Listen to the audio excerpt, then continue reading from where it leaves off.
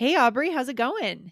I'm great. I have a question for you, Lindsay. Okay, let's get When right you're into it today. watching TV, right, or a movie in English, do you turn on closed captions? Like, do you use subtitles? When the movie is in English, Uh-huh. sometimes if I'm watching it, if it's like on in a bar or restaurant, I will appreciate that for sure because I can't hear it. But generally, I Hmm. do not put You don't. subtitles on if it's in English. Gotcha. Other I have languages sometimes. started every single time, no matter what I'm watching, if it's like a television or a movie, I always have the subtitles on the closed caption because it's just often enough. There's something that I don't quite catch or they're talking really quietly that Yeah, I want to be able to glance at the subtitles and find out exactly without having to rewind it. I think interesting. this, and the more I've talked to a few people, because my husband also always wants subtitles on. My kids always want Really subtitles on. interesting. Yes. Okay, this is kind And of I cool. think It's like the new way to more and consume. more. Mhm. Yeah. It's Huh. interesting. I do think it's a really cool way to learn a language, but we can talk about it a little bit more here. But I want to let our listeners know before we move on. Today we have a special offer, guys. It's going to come up in the middle of the episode from our amazing sponsor, Rosetta Stone. We've arranged this special offer just for you guys, and you're going to want to take advantage of it. So listen in to the episode, and we will let you know about how to get that very soon. Cool. But first, Awesome. So Aubrey, we have a yes, question. we got a Yes. really good question about subtitles, sort of if it's okay to listen to them and a few other interesting questions. So I'm excited to share this email with you guys today from Javier Hmm. and address because he shared three concerns that I think it's very likely that most of you out there listening also have these. Yes. So should I go ahead and read Javier's question? Yeah, let's do it. Javier says, "Hello, I'm writing to you because I need to improve my English. I come from Puerto Rico and I work for the USDA here in PR. I learned some English in my job because all that I have to do is in English. My English was very poor in my childhood. When I see a movie in English, I can't understand the conversation about 50% of the time. If I put the closed captions on, I can understand almost everything. Every day, I hear your podcast trying to immerse myself and my mind in conversations in English. I feel that I'm improving very slowly. Also, I'm scared to talk with Americans or my communication skills freeze in that moment. Oh, painful. Yes. Do you have any suggestions in order to improve my listening and comprehension skills? Thanks in advance for your help, Javier. Nice. Yeah. So I definitely see like three distinct concerns here, right? So we're going to discuss each of them, give you guys some tips, and hopefully share some things that if you're in this same boat with Javier, will help I think a lot of our listeners are, Aubrey. for sure. Javier, if you're listening, you are not alone, right? It can be really frustrating. That's why we have to try to enjoy what we're learning and how we're learning. It should feel a little bit like edutainment, right? That's why TV, Absolutely. movies, TV shows like Friends, All Ears English, these are great ways to learn. Yes, exactly. Right. So let's start with the first one. This first concern, I need subtitles or closed captioning to be able to understand, right? Sort of Yeah. saying I understand about half of it if I don't have closed caption, but if I can read the subtitles, I understand everything. So the first thing here is we want to share that it's okay to use subtitles. Even Totally. native English speakers often turn them on because you might understand everything we're saying here on the podcast, but then find for a TV show or a movie, you're not understanding nearly as much. Unfortunately, lots of TV shows, they're just speaking really quietly or too fast. Or there's a lot of shows where I need the subtitles in order to understand. So give yourself some grace. Actually, yeah, now that I think about it more, I think I probably do need the subtitles in a lot of movies, more so You might movies. not have them on, but you're missing things they're saying, right? So you're I like sit there and I squinting. get What? frustrated. I'm like, "Is there Yeah. something wrong with my hearing? Am I having an issue? What is going on?" But then sometimes people next to me get it, and I'm like, "I did not get that. I'm a native speaker of English. I did not get it." And so don't feel bad. It is okay, Yes. right? Absolutely. I actually just heard a podcast recently where the hosts had screeners of a show. So they saw it early in order to be able to record like a recap of the show. But Okay. because it was a screener, they couldn't use subtitles. There were no subtitles. Oh, And they mentioned several times not being able to understand the dialogue. They're like, I'm not sure exactly what they said. Or they said I had to rewind and listen several times. These are native English speakers that yeah. just had difficulty catching exactly what was saying. It was either like quiet or quick or people talking over each other. Yeah. All kinds of reasons that make it just so much easier to use subtitles. So it's okay to use Yeah. subtitles. muffled, mumbling. So it's not Yeah, like native speakers have this magical ability to get every single line in every single movie. On the contrary, there are still accents too that I'll speak for myself that I struggle with. Sometimes absolutely. like deep southern accents, like the Louisiana accent is very unique and different. I struggle with that. Sure, Parts of right? New We recently York. did Yeah. an episode, Give Yourself Some Grace. It was you and Michelle, episode 2052. And you Mhm. can just scroll up to catch that one. It was very recent, but that's often what it's about. I think you might be being too hard on yourself, Javier, and anyone else who feels like guilt for using subtitles, Yeah. right? Give yourself that grace. It's okay to use them, especially when you're first learning language. But even then, I'm a native English speaker, I'm an English teacher, and I often still need subtitles when I'm watching, especially like you said, Lindsay, different accents. I like it. So true. So that is our answer to your first question, right? I need subtitles. It is okay to use subtitles. Totally legit. All right. Absolutely. Yes. Okay, let's do the second one where Javier said, I'm scared to talk with Americans.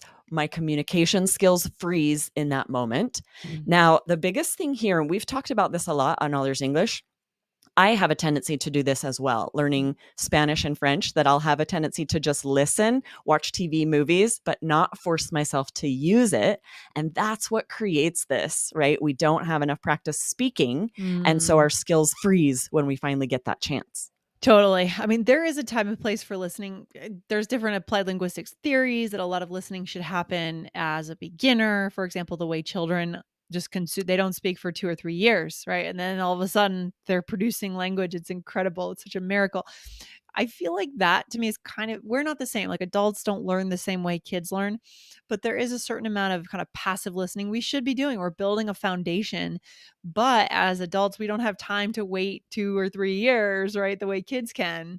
We need to be speaking sooner and trying to speak sooner, right? Right. It's yes, the passive listening is important as well, but if we don't ever use it, then we're Hmm. not able to build that confidence True.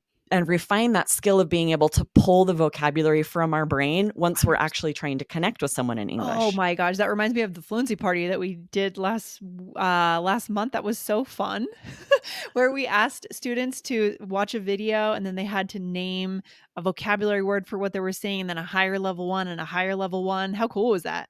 Yes, that's the skill that needs to be practiced sometimes is that recall of vocabulary in Mhm. order to not only be able to make those connections, but just to have the confidence to even start the conversation in the first place. Yeah, I mean, I always say on the show, confidence does not come from some kind of mantra that you're reciting or sitting on a Right. meditation cushion. It doesn't, I promise you, right? It comes from actual experience out in the world. So let's get Exactly. ourselves that experience. That's the way we Yes, so build what can you confidence. do, right? Mhm. Practice speaking alone, write out possible conversations you might have, practice them with speaking partners. There's so much you can do in advance. Mm. I think the mistake sometimes language learners make is to think, I'm not going to be able to practice this until I'm traveling in that country or speaking to actual native speakers. There's so much preparation you can do in advance. Yeah, and there's an episode if you guys go back to last week, actually, I interviewed Amy Whitney from Real English Conversations, and she talked about deliberate English practice. Instead of going to your teacher and saying, I need to be more fluent, go to your teacher and say, I have a specific language scenario that I need to practice. Like I'm a business owner and I'm greeting guests in the front of my restaurant, for example. This is a real example that she shared. And then you Absolutely. use that conversation scenario over and over and over and over and over until you've mastered it.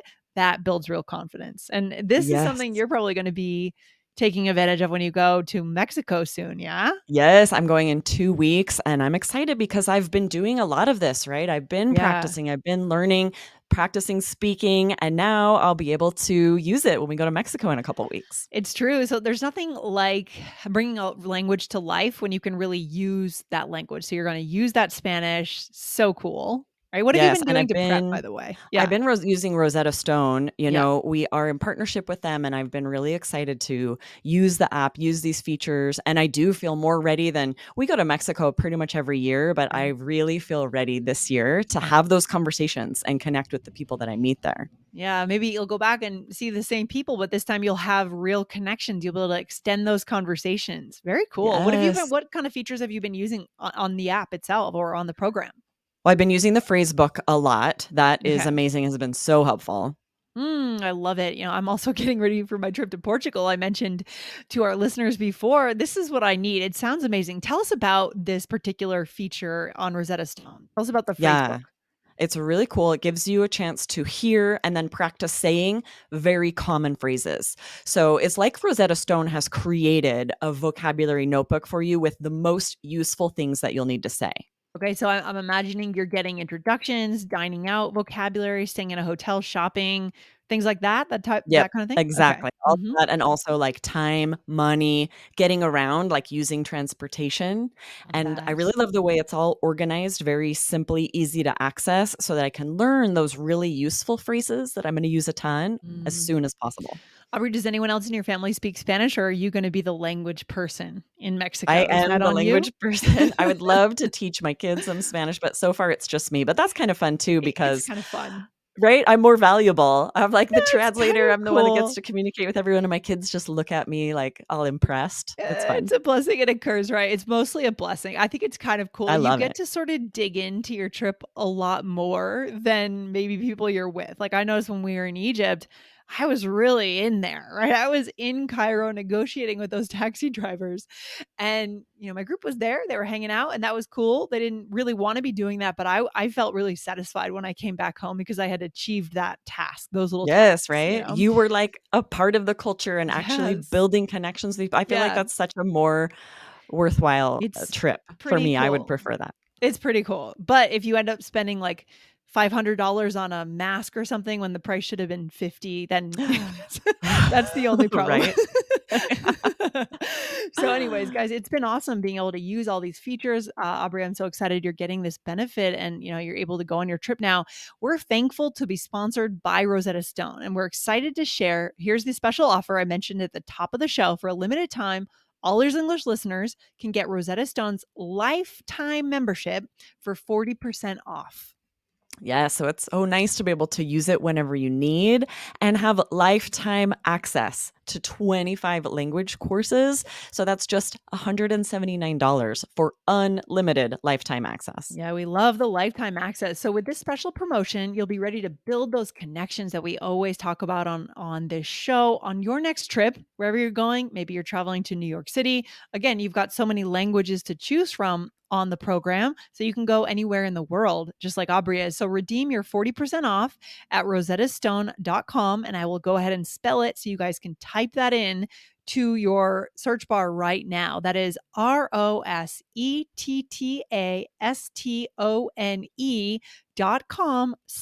rosettastone.com/AEE. Yes, and remember to use coupon code AEE. All right, Lindsay, let's dive into the third concern from this email, which Excellent. was I feel that I am improving very slowly. What do you think Mm. about this, Lindsay? What do you think about having language progress feel a little bit slow? Well, there is that quote, I'm gonna misquote, I don't know what it is, but they say that, you know, what you can do in a week feels like very little, but what you can do in a year feels like a lot. Like when you work hard, it doesn't feel like you're progressing, but when you look back on a year of hard work, it's incredible what you've done. So that's the first thing. Our listener, there may be some distortion. There may be more progress than he thinks, I think you're Javier. exactly right, right? Yeah. If you're understanding our podcast, it sounds like you are. Mhm. What does that mean? You really are at quite an impressive fluency level, and in Yes. order to understand an entire show when you're reading the subtitles, that is impressive. So you actually might be improving more quickly than you think. It might feel slow like you were saying, Lindsay, but then when you look back at how far you've come, at the connections you're able to make, when you see yourself be able to have a conversation in English with someone and Yes. recognize you've actually learned a lot. Yeah, it's really hard to see change like gradually, right? We see it more over time. We don't see it gradually. Yeah. Good. What else though? I mean, of course, these things will take time. So we're settling into a routine. That's the key, right? Our listeners find that they improve with this show, for example, because they listen 4 mornings a week. It's just part of their routine. Yeah. Yes. And every time you listen to anything in English, you are improving, whether you're Mhm. watching TV, listening to a podcast, and you're going to do, we've talked about this before in the podcast, but you're going to have a different goal each time. Your goal might be to learn a few specific vocabulary words. Your goal might be to just understand the overall gist. And whatever your goal, whatever you're focusing on, every single time you push yourself to listen to something in English that it would be easier to listen to in your native language, those listening comprehension skills are improving. That's a good point, Aubrey. It does take a little bit of an extra push, right? It's comfortable to listen to Absolutely. things in our own language. It's easy, but push yourself. Maybe you have a 25-minute commute and maybe just 5 minutes is a podcast in English or something in English. Then the rest is your native language because you want to relax. That is powerful just in itself because you're talking about 5 days a week, right? So, Yes, absolutely, and don't get down on yourself. Like we said, give yourself some grace, right? If you yeah. are meeting goals and doing a little bit every day, you should celebrate that. Mhm. Don't let yourself feel guilty for not doing more. Yes. That's a very positive episode today, Aubrey. What's the takeaway? Where should we leave Javier and all of our listeners here? Yes, don't be too hard on yourself, guys, when it comes to language learning. Recognize it will take time. It's okay to use subtitles and language apps like Rosetta Stone, right? The Mhm. most important thing is that you use what you're learning so that you can build those connections in English. And it's about building that habit, picking up the Rosetta Stone app. Again, it could be the app 5 days a week. Go for that. 5 minutes a day, 5 days a week. And as you look back on the last year, you will see that progress. So good. Guys, go over and get our special offer again from Rosetta Stone. It's at rosettastone.com/AEE and make sure to use that coupon code AEE. Aubrey, thanks for being on the mic today. Awesome. Thanks, Lindsay. See you next time. Take care. Bye. Bye.